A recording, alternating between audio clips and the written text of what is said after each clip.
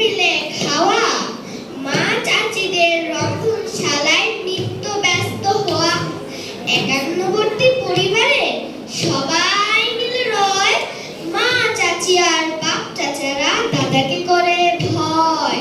দাদা থাকে আসন পেতে, হুক্কা পান খায়, বাপ চাচারা নিত্য দিনে আপন কর্মে যায়।